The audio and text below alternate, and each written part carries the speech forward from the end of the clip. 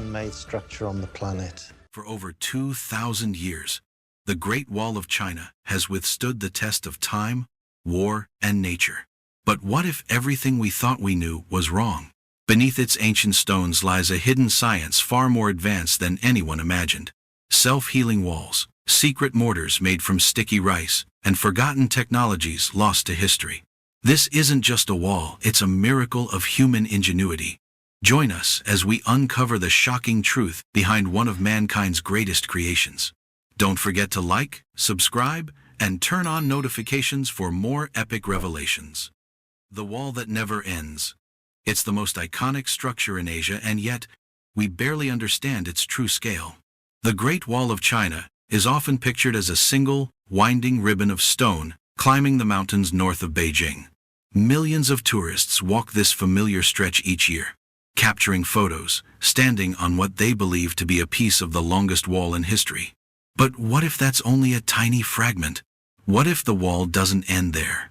And never really did. In 2007, the Chinese government launched one of the most ambitious archaeological surveys in human history to find out just how long the Great Wall actually is. At the head of this monumental mission was Xu Huijun, a leading expert in ancient Chinese fortifications. Her team's task: to remeasure the Great Wall using modern tools, satellite imaging, radar, drones, GPS, and artificial intelligence. The goal was clear, but the outcome would rewrite history for centuries. Textbooks and scholars estimated the wall's length at approximately 6,700 kilometers. It was a figure based largely on visible remains, surface maps, and assumptions passed down over generations. But that number, as Xu's team would discover, barely scratched the surface. Their research began with the obvious: mapping what could be seen. Old segments, tourist landmarks, crumbling stone towers, these were cataloged and scanned. Then the real work began. They turned to satellite radar and drone imagery, scanning vast regions of China's countryside. They flew over deserts, mountains, and fields, searching for patterns the human eye could not detect: buried walls, foundation lines, and faint archaeological shadows left by structures long gone. What they found shocked even the most seasoned experts. The wall, they realized, wasn't a single line stretching across the map. It was a network, scattered across 15 provinces, containing over 40,000 distinct segments. These weren't simply crumbling ruins. Many were unknown walls, some buried beneath sand, others hidden under vegetation, and some completely absent from historical records. In the vast Gobi Desert, radar revealed a massive, undocumented stretch of wall hundreds of kilometers beyond what was believed to be the final outpost of the Ming Dynasty's wall. That one discovery forced researchers to reevaluate the wall's entire trajectory. If the endpoint was wrong, what else had been missed? Using remote sensing and 3D modeling, Xu's team stitched together a new map of the Great Wall, one unlike anything ever produced. By 2012, after 5 years of tireless fieldwork, China announced a stunning new figure: 21,186 kilometers. That's 3 times longer than previously thought. Long enough to stretch from New York to Los Angeles and back again twice. And some experts believe even that number is conservative. If you add in all the regional branches, dynastic additions, and earlier wall systems, Xu said, the total length could reach 50,000 kilometers. To walk it on foot 8 hours a day, every day, would take over 2 years. So, how did we miss so much for so long? Part of the answer lies in how we interpret history. In the West, we tend to fixate on numbers, dates, measurements, data. But in Chinese tradition, symbols matter more than statistics. The Great Wall's name in Chinese is Wan Li Chang Cheng, literally, the 10,000 Li Long Wall. But 10,000 doesn't mean 10,000. In ancient Chinese, it signifies eternity or boundlessness. The Great Wall was never intended to be finite. It was imagined as endless, a barrier not just against enemies, but against chaos itself. But thanks to science, we now know more than ever before. And the picture that's emerging isn't just longer, it's older, deeper, and more mysterious than anything imagined. As Xu's team analyzed their data, they noticed something else. Many segments overlap. Beneath some Ming Dynasty bricks lay older layers, rammed earth walls from the Han Dynasty, dating back 2,000 years. And beneath those, even earlier structures from the Warring States period, built long before China was unified under a single emperor. In effect, the Great Wall isn't one wall at all. It's thousands of walls, layered across time. Each dynasty added, rebuilt, or reinforced their section, often using radically different techniques. Some parts were built with stone and mortar, others with sand, straw, and sticky rice. Each layer told a different story, from different centuries, different wars, and different empires. This revelation sparked a new set of questions. If we've misunderstood the wall's length, could we also be wrong about how it was built? What secrets lie inside the wall? How could a structure made of earth and reeds survive gunpowder, earthquakes, and centuries of erosion? To answer that, researchers had to go beyond maps and satellites. They had to go into the heart of the desert, where the wall was born. In the next chapter, we'll follow the team into the remote northwest, where the oldest parts of the wall, once buried by sand, are revealing the first of many ancient secrets. Secrets buried in the desert. The satellites had spoken. The Great Wall was longer than anyone had imagined. But as the mapping continued westward, into China's most remote and unforgiving landscapes, something even more astonishing began to emerge, not in what could be seen, but in what was hidden beneath the surface. The Gobi Desert, a place so dry and desolate, it was once described as the land where the earth bleeds sand, offered few clues to the naked eye. But buried beneath the dunes were fragments of the past, long forgotten, waiting to be unearthed. 2,500 kilometers northwest of Beijing, close to the modern border with Mongolia, radar data began to reveal strange linear formations, subtle ridges that didn't match the natural flow of the terrain. They didn't resemble the familiar Ming-era walls, which were usually made of stone and brick. These lines were different, cruder, earthier, and they were far older. A team of archaeologists, led by local researchers and accompanied by advanced drone units, was dispatched to investigate. What they found shocked them. The walls here stood nearly 9 meters tall, made not of stone but of rammed earth, interlaced with layers of dried reed grass. These weren't mere remnants, they were engineering marvels. Walls that had stood in the face of 2,000 years of blistering sun, sandstorms, and sub-zero winters. They were primitive, yes, but somehow indestructible. So how did ancient builders, without modern tools or machinery, manage to construct such massive, durable structures using nothing but dirt and plants? It began with simplicity and brilliance. The team began excavating cross-sections of the wall. What they found was a rhythmic layering of local soil, clay, and long bundles of reed. Using wooden molds, ancient workers had poured layer after layer of wet earth and compacted it with handheld tampers. Between every few layers, they placed reed mats, acting like ancient rebar. "Think of it like baking a layered cake," said one researcher. But this cake could stop an invading army. What's more, this layered construction wasn't just strong, it was smart. The reed mats, it turned out, had a dual purpose. Not only did they reinforce the wall structurally, they also allowed it to breathe. As temperatures changed and humidity rose, the hollow reeds created internal air channels, helping to ventilate the wall and dry out trapped moisture. This prevented rot, mold, and long-term degradation, allowing the walls to survive, where even modern concrete might fail. Using 3D modeling and simulation software, researchers were able to digitally reconstruct how these ancient walls managed to resist time. The software confirmed what the physical evidence suggested. The Great Wall was designed to heal itself. When the outer surface cracked or flaked, the inner compressed layers remained strong, and the wall's integrity endured.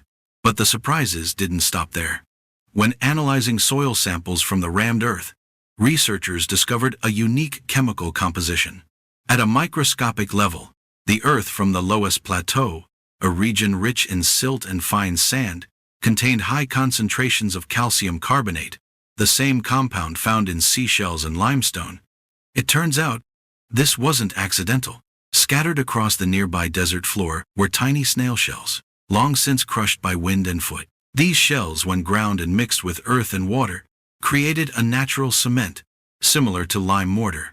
Over time, exposure to air caused the calcium carbonate to crystallize, transforming soft earth into something as hard as stone. Incredibly, the ancient engineers had discovered this process over 2,000 years ago, centuries before modern chemistry explained it. The walls, now partially buried, partially exposed by erosion, had effectively turned to rock. They had become one with the earth, literally fossilizing into the landscape. This wasn't just a wall, said one scientist. It was a living machine, flexible, self-drying, self-reinforcing. It was built not to defy nature, but to work with it. Back at the site, the team uncovered nearly 168 kilometers of new wall segments, many of them still standing tall.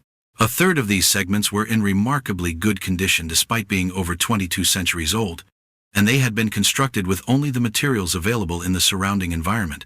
The desert had hidden them. The wind had battered them. Time had forgotten them. But they endured. And their endurance told a story not just of technical mastery, but of human persistence. These were not monuments to vanity. They were defenses, shields, messages from a forgotten era that said, "We were here, and we endured." What made this even more compelling was the contrast. Most people associate the Great Wall with stone battlements, granite towers, and armies standing atop brick parapets. That version of the wall, the Ming Dynasty version, is beautiful, imposing, and familiar. But this version, this earth and reed wall, hidden in the sands, was something else entirely. It was raw, organic, ancient beyond imagination. It reminded the world that the Great Wall is not a single construction.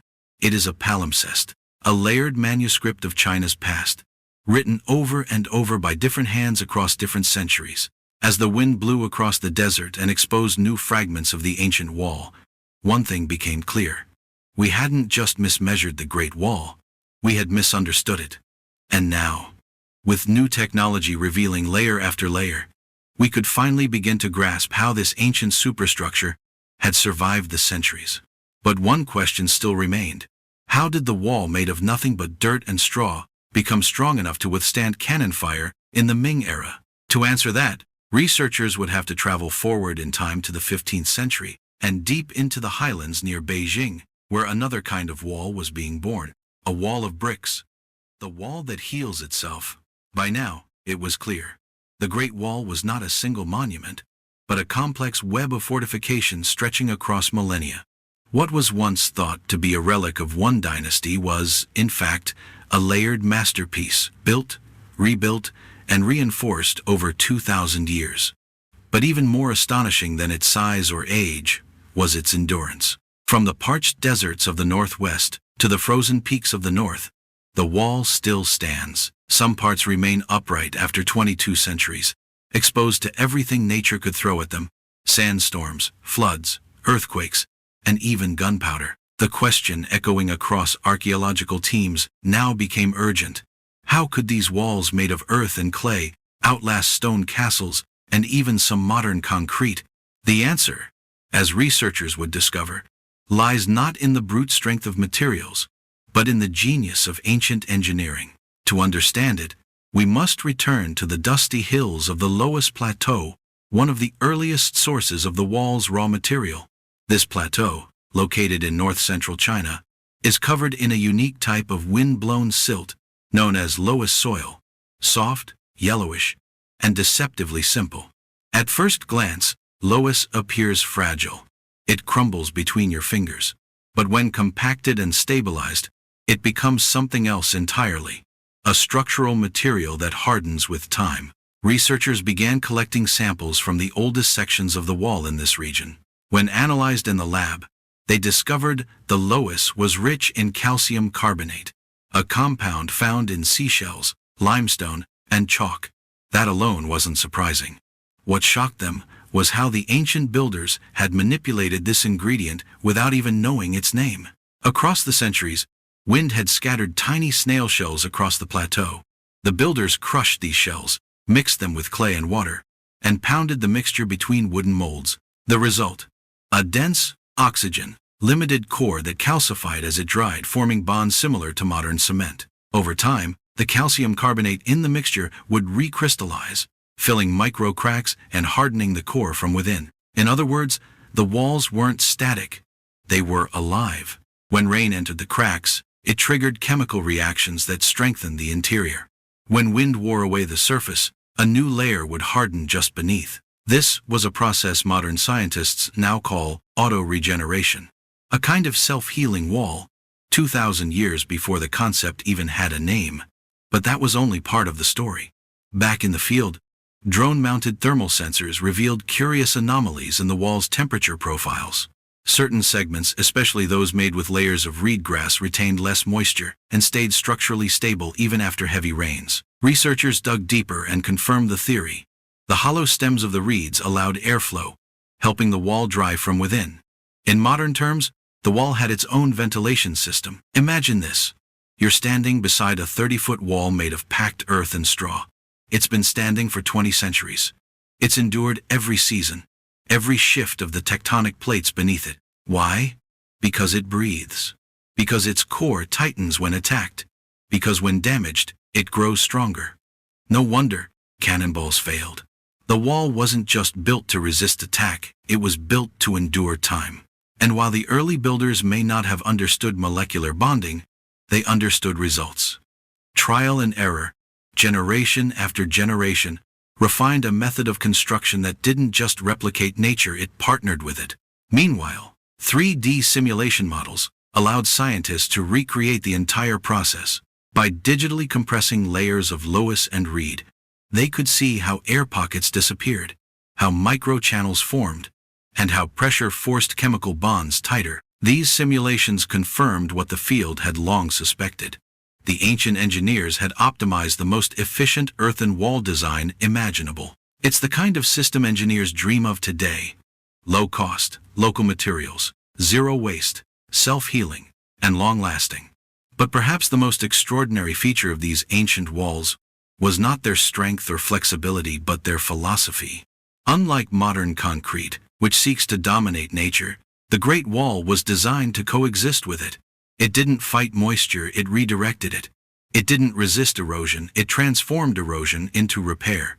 It didn't need steel or electricity, it needed only knowledge and patience. As one historian remarked, the wall was built with what the earth offered, and in return, the earth kept it standing. This shift in understanding marked a turning point. No longer was the Great Wall simply a symbol of might, it became a case study in sustainable architecture, a window into the brilliant minds of builders long gone. But the story didn't end in the deserts and plains.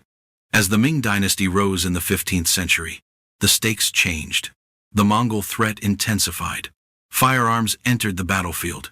The need for speed and strength became paramount. And the question shifted from how do we endure time to how do we build faster and stronger than ever before. The Ming didn't just preserve the wall. They reinvented it. They replaced clay with bricks. They replaced patience with industry. And in the mountains north of Beijing, they unleashed a construction campaign the likes of which the world had never seen. 8,500 kilometers of fortification built in less than 70 years. But what secrets did they unlock? How did they accelerate construction without sacrificing durability? And just how many bricks does it take to build a wall that can stop a cannon? To find out, we head east back toward the capital, where the wall becomes not just a line in the landscape, but a monument of war. Bricks of war. Speed versus strength. As the sun rises over the mountain ridges north of Beijing, shadows stretch across an unbroken wall of gray. This isn't the crumbling rammed earth of the ancient Han Dynasty, it's something different. Harder, sharper, more uniform. Tower after tower stands in perfect alignment, spaced with military precision. This is the Great Wall of the Ming Dynasty, and it marks a dramatic shift in the way China built its most iconic structure. By the 15th century, China was under siege. The Mongol threat had returned, more organized and better armed. Gone were the days of bows and arrows. The invaders now carried gunpowder, firearms, and siege weapons capable of toppling traditional fortifications. If China wanted to survive, it needed a new kind of wall. Stronger, faster, smarter. And so began one of the most ambitious engineering projects in world history. The construction of over 8,500 kilometers of wall, built not over centuries, but in just 7 decades. That's the equivalent of building a wall from New York to Rome with 15th century tools. But how did they do it? The answer begins with a simple but revolutionary shift in material: bricks. For thousands of years, Chinese builders had relied on what nature offered: clay, sand, reeds, stone. But the Ming Dynasty chose to standardize, mass-produce, and accelerate. They turned to fired bricks, manufactured in custom kilns and transported by hand across some of the most treacherous terrain on Earth. But these weren't ordinary bricks. Ming engineers developed oversized bricks, some weighing up to 10 kilograms, 4 times the size of a standard brick. These larger bricks covered more area, reduced the number of pieces needed, and simplified the building process. And then came the real innovation: the kilns. Archaeologists working near the town of Banchengyu, 300 kilometers east of Beijing, made a startling discovery beneath the earth: dozens of buried furnaces, arranged in horseshoe shapes, designed for large-scale brick production. Each kiln could fire 5,000 to 10,000 bricks at a time. Local records mentioned over 270 such brickworks spread across the mountains, nestled right beside clay reserves and water sources. It was an ancient military-industrial complex, built for one purpose: to fuel the wall. But speed wasn't enough. The wall needed to be impervious to time, to weather, and to cannonballs. The Ming found their answer in chemistry without even knowing it. By accident, or perhaps brilliance, the engineers discovered a trick. By pouring cold water onto the top of a hot kiln, they generated a cloud of steam that displaced oxygen inside the furnace. The lack of oxygen altered the chemical reaction in the clay, preventing iron in the soil from oxidizing. The result? Instead of turning the typical reddish-orange of fired clay, the bricks turned a uniform steel-gray, denser, water-resistant, and stone-like. This unintended process didn't just make the bricks look different, it made them stronger. In modern terms, the Ming had stumbled onto a form of low-oxygen brick sintering, which helped seal the bricks' pores, making them less absorbent, more compact, and far more durable under pressure and impact. In tests conducted on recovered Ming bricks, scientists found them harder than modern concrete, with some pieces showing little erosion after 500 years of exposure to snow, rain, and industrial pollution. But how do you move nearly 4 billion bricks up winding mountain paths with no roads, no machines, and no fuel? The answer, once again, was scale and proximity. Ming engineers built their kilns at the base of each construction zone, within walking distance of the wall itself. This minimized transportation, maximized labor efficiency, and ensured freshly fired bricks could be carried straight to the site, often by human chain. Teams of 20 to 30 men would pass bricks up the slope, while others prepared lime mortar, dug foundations, or set watchtower platforms. It was an ecosystem of military logistics, unlike anything seen in the pre-industrial world. And at the core of each wall segment was rubble stones carved from the local mountains, or earth excavated to create the foundations. This debris was repurposed as wall fill, sandwiched between 2 layers of brick exterior. It was efficient, but also strategic. The heavy rubble core added mass and weight, absorbing shock from battering rams and gunpowder blasts. Meanwhile, the tightly set bricks formed an impermeable skin, resistant to wind, water, and time. From a structural standpoint, this created a hybrid, a stone-earth composite wrapped in a ceramic shell, a wall that could flex slightly with earthquakes, but hold firm against cannon fire. And the proof came on the battlefield. Historical records from the 16th century describe multiple Mongol sieges failing to breach Ming fortresses. Gunpowder weapons caused surface damage, but rarely enough to collapse the wall. In many cases, the attackers simply ran out of ammunition or gave up trying to destroy what they couldn't shake. To modern eyes, these walls appear serene, an ancient relic in the landscape. But every brick tells a story of urgency, fear, resilience, and tactical brilliance. Yet, as solid as the wall appeared, even the strongest bricks need something to hold them together. Something that could bond for centuries. Something that could survive frost, flood, and fire. That final secret wasn't hidden in the kilns. It was hidden in the kitchens. Because to truly unlock the Great Wall's immortal strength, we need to understand not just how the Ming built it, but what they mixed into the mortar. It wasn't stone. It wasn't sand. It was rice. Sticky rice, and the secret that changed everything. By the time the Ming Dynasty completed its massive fortification project, the Great Wall had become more than a military defense. It was a symbol of power, ingenuity, and endurance. It had survived earthquakes, monsoons, and siege weapons. But hidden between its bricks lay one final mystery, a material so simple, so unexpected, that it took scientists centuries to uncover. The secret ingredient? Sticky rice. In 2010, archaeologists restoring a damaged section of the Ming Wall noticed something strange. The gray bricks, despite their age, were in near-perfect condition. But even more remarkable was the mortar, the binding material between the bricks. It hadn't eroded. In fact, it was stronger than the stone itself. When engineers tried to chip at it, their tools bounced off. When samples were tested in labs, the mortar withstood compressive forces beyond modern expectations. Something ancient was outperforming modern Portland cement. And the question was, why? To solve the mystery, scientists at Zhejiang University conducted a chemical analysis. The results were shocking.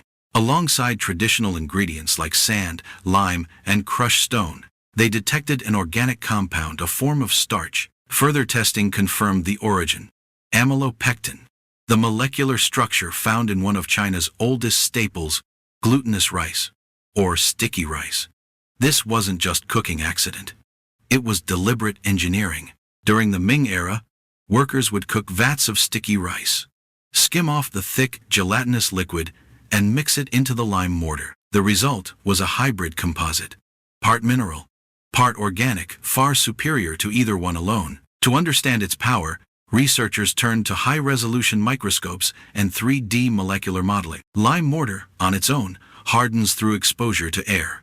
It forms calcium carbonate crystals over time, bonding particles together. But it also cracks easily under stress or temperature change. Sticky rice changed that. The amylopectin molecules in the rice acted as a kind of chemical rebar, long branching chains that interlaced with the lime's crystalline structure. This slowed the drying process, reduced brittleness, and made the material flexible and resilient. More importantly, when erosion occurred and the surface was exposed to air again, the chemical reaction continued, solidifying new layers and reinforcing the wall from within. In other words, this ancient mortar self-healed. What's more, its surface remained dense, waterproof, and resistant to biological decay. Fungi couldn't break it down, extreme cold couldn't fracture it. And even cannon fire, used extensively by Mongol raiders in the 16th century, couldn't breach it. For archaeologists like Guohua Shu, a descendant of wall builders working to restore sections near Banchengyu, the discovery was personal. Our ancestors weren't just laborers, he said. They were chemists. They turned food into stone. At restoration sites, Shu's team replicates the ancient method. Cook sticky rice. Filter out the starch-rich liquid. Mix it with slaked lime and sand. Let it set slowly under shade. The result? Mortar that can outlast steel-reinforced concrete in freeze-thaw cycles and compressive load tests. But perhaps the most poetic quality of sticky rice mortar is its adaptability. Lab tests showed it was soft and elastic inside, yet rock-solid on the surface. When erosion or vibration damaged the outer layer, inner moisture activated new lime reactions, allowing the wall to recover its structure naturally. The science is groundbreaking, but the symbolism is even more profound. The Great Wall, an icon of defense, power, and separation, was held together not by steel or cement, but by something as humble as rice, a food, a life source, a symbol of community and resilience. And this revelation forced historians to reconsider the nature of Chinese innovation. The sticky rice mortar wasn't an isolated invention. It was part of a broader philosophy, building with nature, not against it. From the rammed earth walls of the Han Dynasty to the brick towers of the Ming, the Great Wall was always evolving, always adapting to the materials and knowledge of its time. Sticky rice was just the latest chapter in a 2,000-year experiment in survival. So what does it mean for us today? In a world racing toward high-tech solutions, the wall reminds us that ancient science, slow, intuitive, rooted in the earth, can sometimes outperform our modern machines. It reminds us that sustainability isn't a new idea. That durability doesn't always require concrete and carbon. That sometimes the strongest things in history are the ones made from what's already around us. And perhaps most importantly, it reminds us that human ingenuity has always found a way, even with simple tools, simple food, and the will to endure. Today, as drones scan new sections of the wall, as AI uncovers buried towers, and as archaeologists continue restoring what time tried to erase, one truth becomes clear. The Great Wall of China is more than stone and legend. It is a living document written in brick and reed, in sweat and rice, in science and sacrifice. It is a monument not to conquest, but to persistence, not to walls that divide, but to walls that withstand. It was built to last forever, and maybe, just maybe it will.